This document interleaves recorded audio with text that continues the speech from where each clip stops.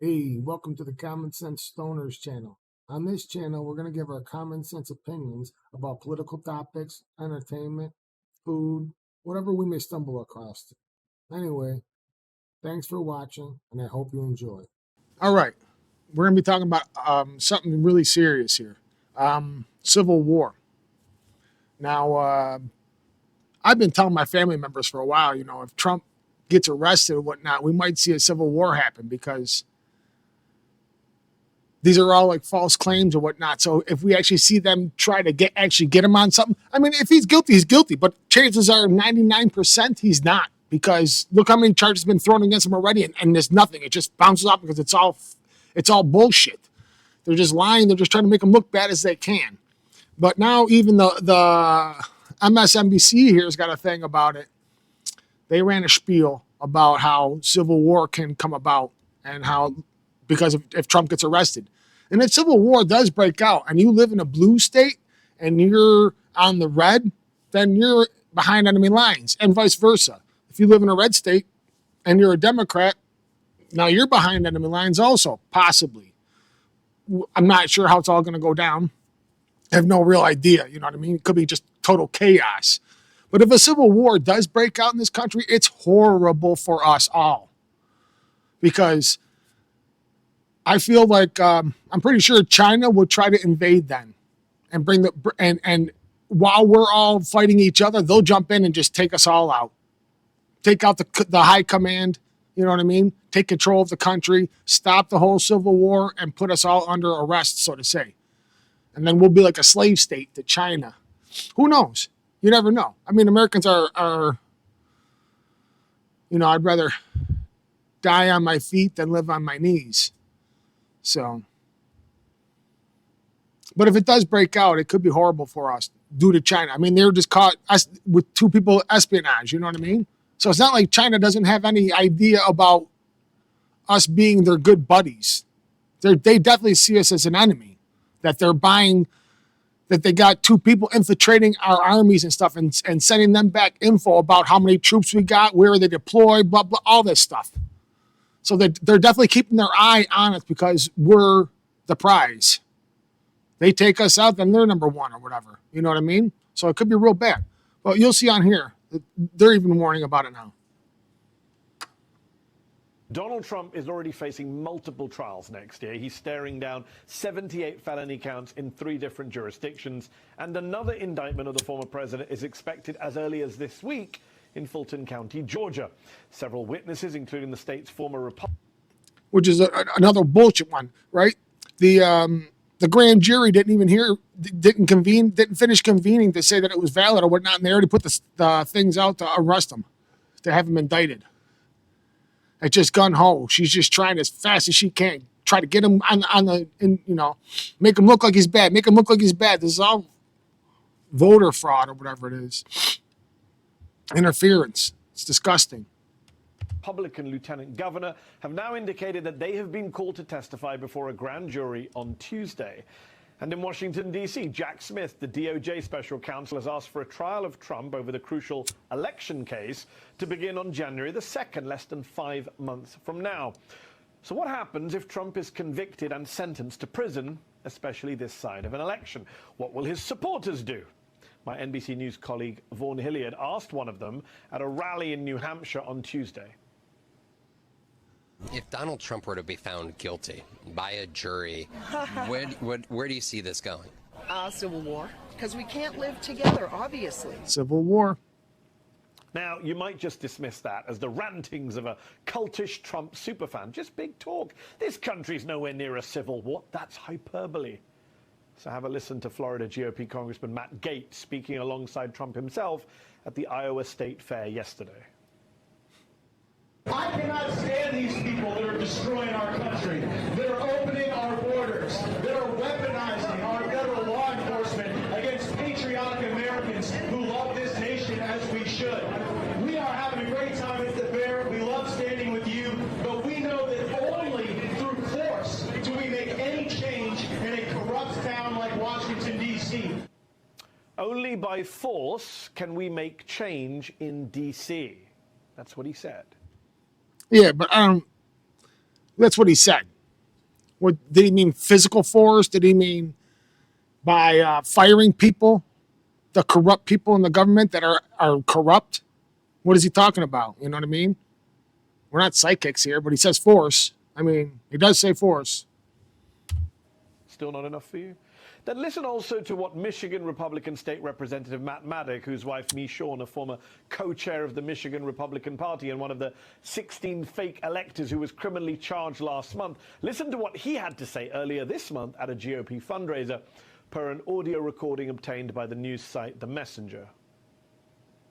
If the government continues to weaponize these departments against conservatives and the citizens that are the taxpayers, what's going to happen to this country? Someone's going to get so pissed off they're going to shoot someone. That's what's going to happen. Or we're going to have a civil war or some sort of revolution. That's where this is going.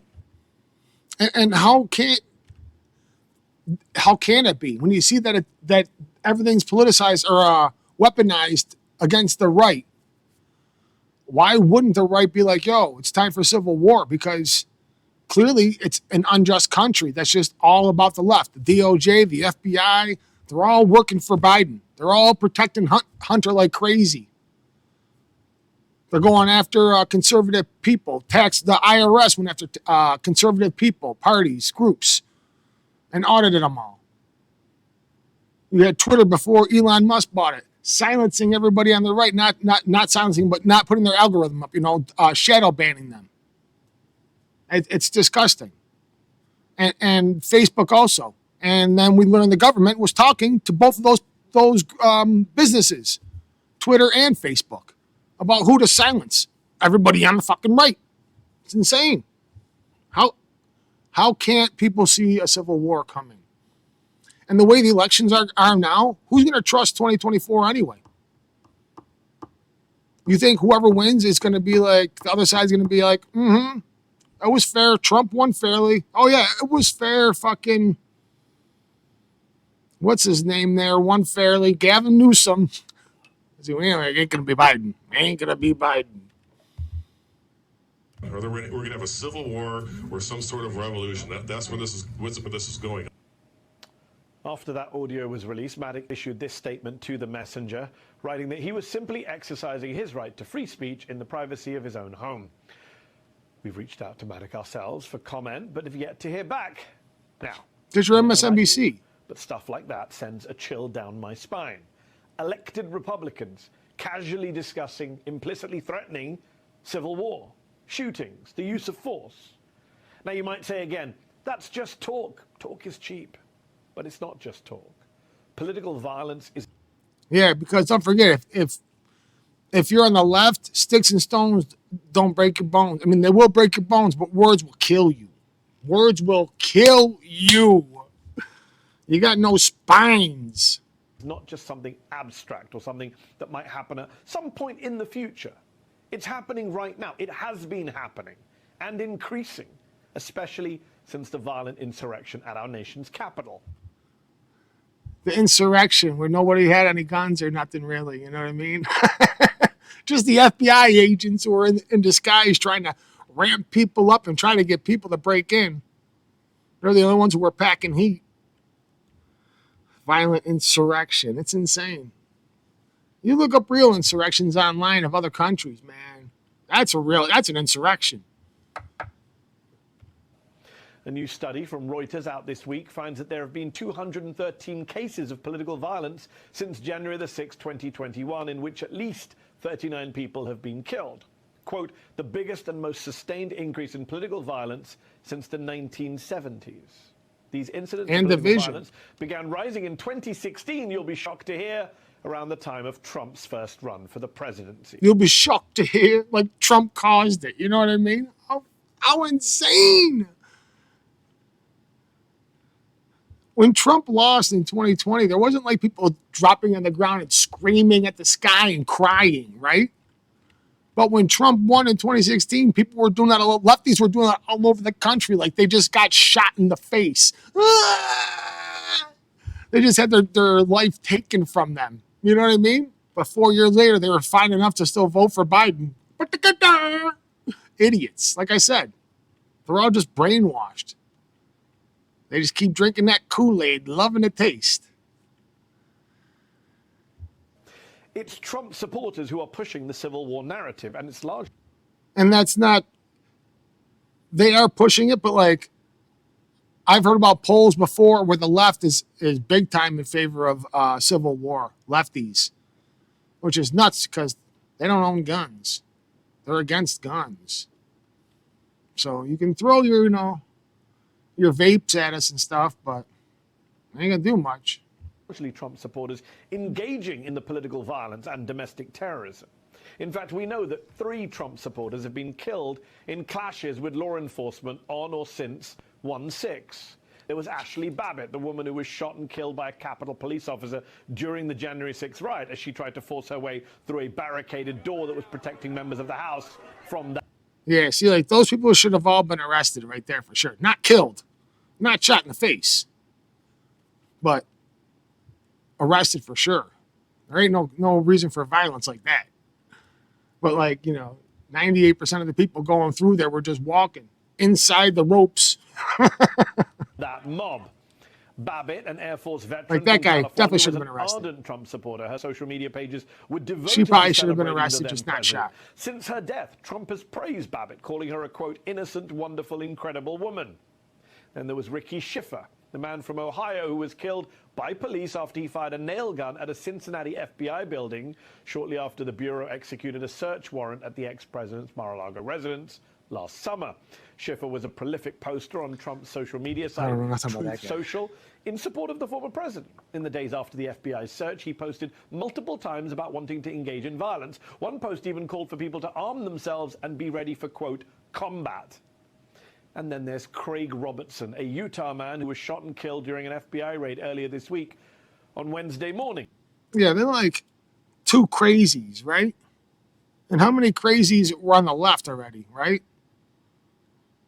One guy was like arrested that was going to go shoot and kill the Supreme Court justice. What's his name there? Caught him outside the guy's house with a gun and everything, weapons. And they asked him what he's doing. He was going to kill the Supreme Court justice. They don't talk about that, right? Of course not, because this is a left-leaning side channel. That's all they talk about. It's all the bad on the right. There is no bad on the left. It's just like Fox News. Fox News is the exact same way. They're just on the other side. They're all corrupt. They're all dirty. But anyway, we might be on the brink of civil war. I hope not, because if we are, we're in deep, deep trouble. Especially me. I live in a blue state. I'm behind enemy lines. So, if you guys like the video, leave a comment down below if you think something different. Or if you think some other outcome of the civil war could happen. All right, thanks for watching. See you guys next time.